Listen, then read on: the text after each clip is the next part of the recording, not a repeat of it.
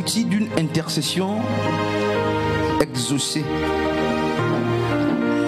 Une intercession réussie, ça dépend. Il y a, n'est-ce pas, toute une liste d'outils. Mais je vais nous présenter quelques outils qui sautent, n'est-ce pas, à mon œil.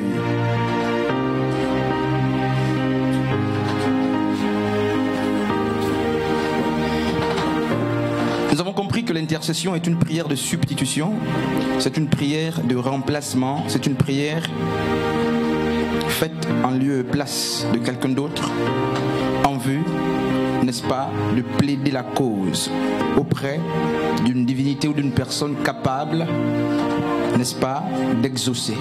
On ne plaide pas vers une entité ou vers une personne qui ne soit pas capable d'apporter une solution à la doléance soumise. Et nous avons compris justement avec Ésaïe 62 qu'au temps justement d'Israël antique, les sentinelles étaient mis sur, n'est-ce pas, mis sur les murs.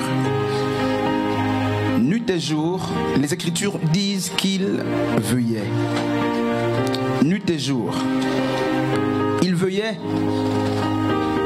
et ils protégeaient ceux qui étaient en activité et surtout ceux qui dormaient. Et lorsqu'il y avait des attaques, la sentinelle, d'après le prophète Ésaïe, ou du moins les sentinelles, travaillaient aussi pour réparer.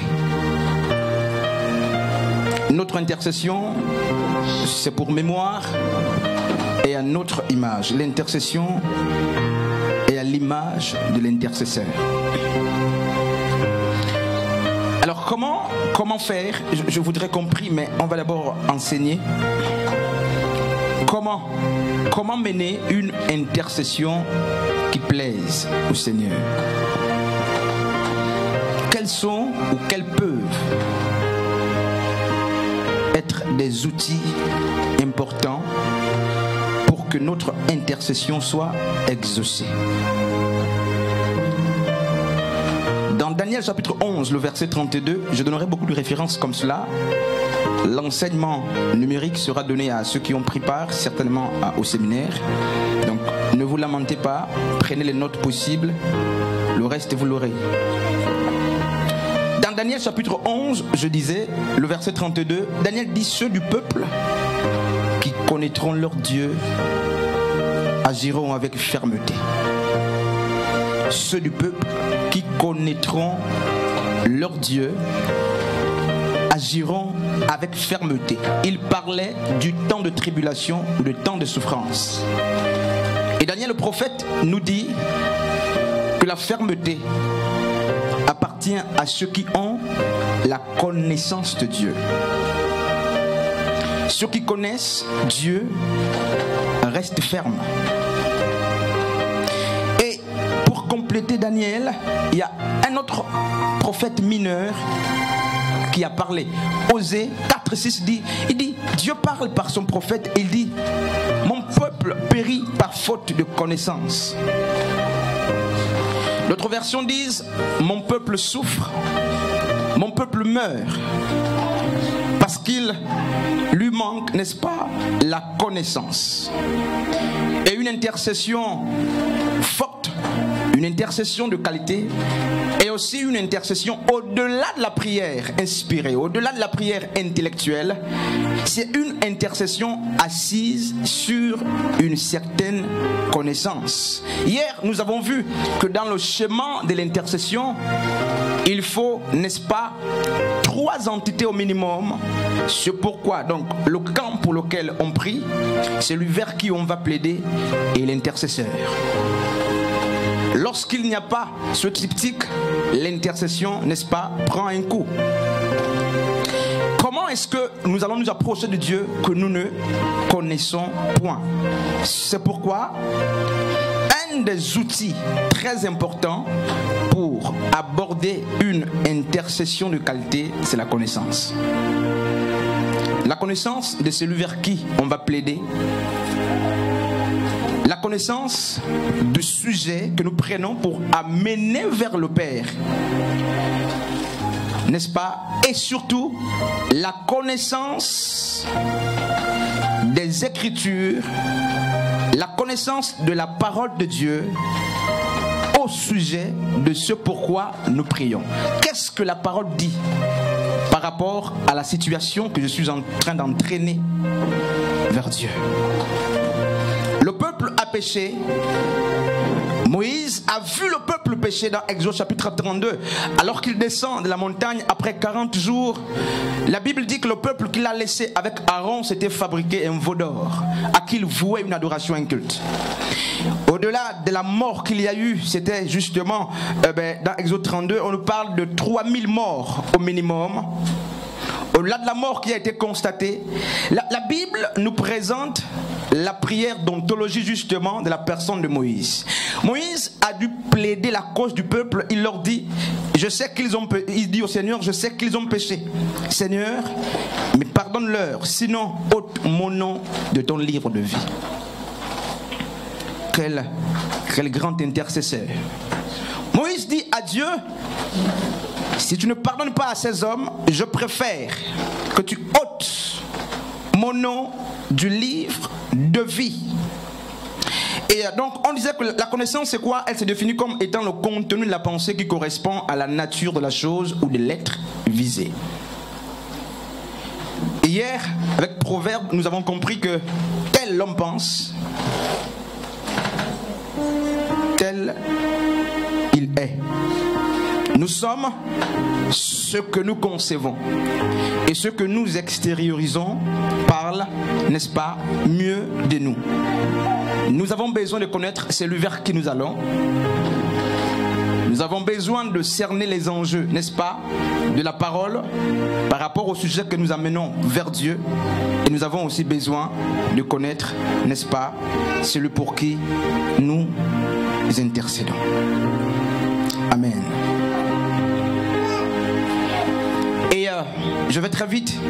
Donc je disais que un des outils importants c'est la connaissance. Et le grec nous parle, n'est-ce pas, de 3 types de connaissances. Je peux m'attarder sur ça. On va passer très vite. Il y a la connaissance, il y a l'épignosis de Dieu. Il y a la connaissance gnostique, n'est-ce pas? Et il y a aussi la connaissance, n'est-ce pas, ginosko. Et vous pouvez ajouter à ça la connaissance aido, n'est-ce pas? C'est la connaissance issue de la conviction ferme. Du coup, lorsque vous avez ce type de connaissance, quel que soit, n'est-ce pas, les vents et marées, vous resterez fidèles. Et nous avons aussi compris avec Job que Dieu parle par des songes, par des visions. Le songe ou la vision devient donc, n'est-ce pas, le moyen que Dieu utilise pour révéler les intentions de prière à l'intercesseur. Je sais qu'on peut recevoir des frères, des sujets, des requêtes, mais un des moyens les plus sûrs, ce sont des songes, ce sont des visions. Et le Seigneur passe par là pour nous communiquer ce pourquoi nous devons, n'est-ce pas, nous devons intercéder. Il y a beaucoup de choses à dire, je vais très vite à cause du temps. Le deuxième point, le deuxième outil très important, vous aurez le support, et là je crois qu'on va lire ce texte, c'est l'importunité. Quand je parle d'importunité, je parle, n'est-ce pas, de la ténacité, de la patience, de la persévérance. L'insistance est une attitude de prière et une prière d'altitude. Les personnes qui prient ou les personnes qui intercèdent doivent joindre à leur prière l'importunité, c'est-à-dire l'insistance. Ils doivent prier avec insistance. Et lorsque Paul dit prier, veuillez et prier, ou du moins prier sans cesse, qu'est-ce que l'apôtre Paul nous dit? Il ne dit pas que notre prière doit être sans terminus ou elle ne doit pas connaître de fin. Il Bible ne dit pas non plus que notre veillée consiste, n'est-ce pas, à ne pas dormir.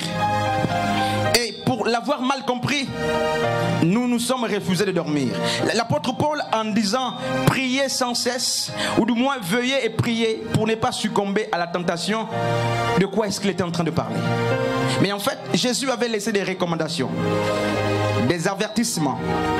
Et l'apôtre Paul dit veuillez pour que ces choses qui ont été dites par Christ ne passent pas. Veuillez, c'est justement contrôler, c'est surveiller ses actions, surveiller le temps par rapport à certaines prophéties, par rapport à certains signes, par rapport, n'est-ce pas, à ce que le maître a dit. Nous veillons non pas parce qu'on ne ferme pas les yeux, non, mais nous veillons, n'est-ce pas, sur les promesses de Dieu. Nous veillons sur les signes de temps pour qu'on sache si nous sommes dans l'accomplissement ou non. Et dans Luc chapitre 11, le verset 5, Jésus, en parlant de la prière, n'est-ce pas, de ténacité, évoque justement la parabole d'un ami qui demande, qui va très tard dans la nuit vers un autre ami et il va lui dire j'ai reçu un étranger chez moi, donne-moi du pain. Très tard dans la nuit, et les Écritures disent que littéralement cet ami lui dira il se fait tard, mes enfants et moi sommes en train de nous reposer. Et à la fin de la parabole de Christ, dans Luc chapitre 11, il dit ceci: même si l'ami ne se réveille pas pour lui donner du pain à cause de leur forme d'amitié, mais parce qu'il sera importuné, il va se réveiller pour lui donner, n'est-ce pas, ce dont il a besoin. Et le Christ va prendre aussi dans Luc 18, je vais très vite, n'est-ce pas, une autre parabole similaire. Il va parler de la veuve et des mauvais juges. Il a dit que la dite veuve allait tout le temps chez le juge demandant qu'on lui fasse justice. Et le juge n'avait égard pour personne, ni pour les uns ni pour les autres. Et cette femme va convaincre le cœur du juste, plutôt du juge, à cause de la persévérance. Et hier je disais que Dieu n'est pas que Dieu. Dieu porte aussi la tunique d'un ami. Dieu porte aussi le maillot d'un frère. Dieu est un compagnon, c'est notre ami. Et un chronique hier nous a appris qu'il est possible de faire fléchir Dieu lorsque nous prions. Nous l'avons vu avec justement Jacob qui a lutté avec l'ange jusqu'au lever du soleil, jusqu'au lever du jour. Et l'ange a fini par bénir la personne de Jacob. L'importunité manque dans notre intercession. Nous prions, mais lorsque 2 reprises, 3 reprises arrivent, très souvent, nous abandonnons. Et Yeshua, en parlant justement du rapport entre 2 amis, du rapport entre le juste et la femme veuve, était en train de nous présenter tout de même le cœur de Dieu. Il a un cœur compatissant, malgré le fait qu'on nous a montré l'image d'un Dieu qui est au ciel avec un fouet faisant peur aux gens. Non, Dieu peut être séduit par la foi. Dieu peut être séduit par notre attitude.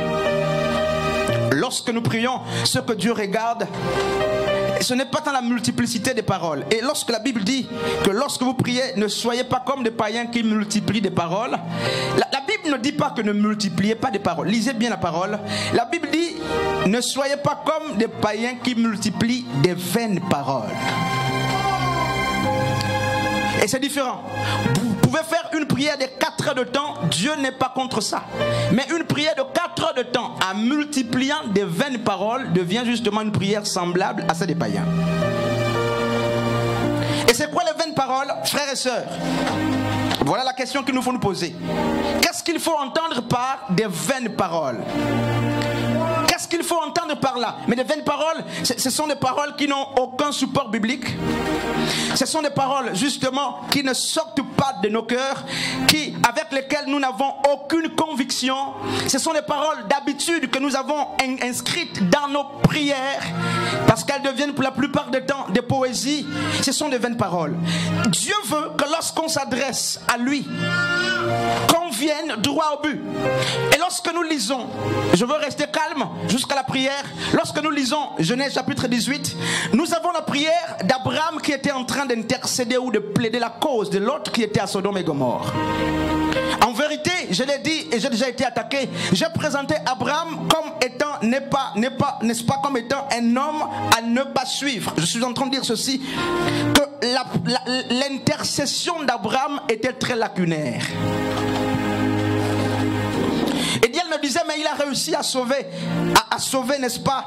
Il a réussi à sauver son neveu Lot. Oui, mais ma Bible dit que la volonté de Dieu est que le monde soit gagné. Il ne veut que personne périsse. Dieu ne veut pas la mort du pécheur, mais il veut que tous parviennent au salut. Abraham a prié, mais il n'a réussi qu'à sauver Lot et sa petite famille. Mais Sodome a été détruit, Gomorrhe a été détruit. Pourquoi? Parce que la relation smart, n'est-ce pas, je vais expliquer. Dans l'intercession d'Abraham, il manquait justement la spécificité. Il manquait la mesure. Sa prière, il est parti de 50 justes, disant, Dieu, si tu vois 50 justes, est-ce que tu vas épargner la ville? Dieu dit oui, si je trouve 50 justes à Sodome et Gomorrhe, la ville sera épargnée. Abraham descend à 45. Dieu dit oui, si je trouve 45 justes, la ville sera épargnée. Un père de la foi. Abraham descend encore à 30. Et la Bible, rappelez-vous, parle d'Abraham comme étant notre père dans la foi. Le modèle par excellence dans la foi, c'est Abraham. Mais il descend à 35, 20, j'exagère, non. Mais Abraham s'est arrêté à 10 justes. Jusque-là, Dieu disait, si je trouve 10 justes, la ville ne sera pas détruite. Et c'est là qu'il a arrêté l'intercession. Alors qu'il n'y avait pas plus de 10 justes à Sodome et Gomorrhe. Hommes et femmes de Dieu. J'aurais aimé voir justement, j'aurais aimé qu'Abraham justement parla de quoi? Qu'il parla d'un seul juste. Parce que Jérémie nous fait comprendre que pour un seul juste, Dieu peut sauver la nation. Et si Abraham avait montré à Dieu un seul juste, il aurait réussi l'intercession dans sa forme pleine. Nous avons l'image d'un homme qui a prié, qui a réussi à moitié son intercession. Il a sauvé sa famille, mais la ville a été complètement détruite. Amen. C'est aussi un type d'intercesseur qui voit des exaucements à moitié pour n'avoir pas été spécifique, mesurable, pour n'avoir pas dressé une prière atteignable, temporelle et réelle à Dieu. C'est pourquoi, chers intercesseurs, chers hommes et femmes de Dieu, dans notre approche d'intercession, ayons l'attitude smart, c'est-à-dire spécifique, mesurable, atteignable, réelle et temporelle. Que notre intercession soit objective. Qu'est-ce que tu demandes à Dieu? Et c'est la peur. Je crois que Abraham avait peut-être peur. C'est la peur de demander. Pourtant, il a osé affronter la personne de Dieu. C'est la peur de demander. Et notre intercession est lacunaire. Pourquoi? Nous nous approchons aussi avec assez de légèreté. Et c'est pourquoi quand tu pries, tu te mesures, tu te juges, tu te jauges et tu dis, voici ce que je peux demander à Dieu. Ceci, je ne peux pas. Ça, c'est normal. Et j'ai appris quand même.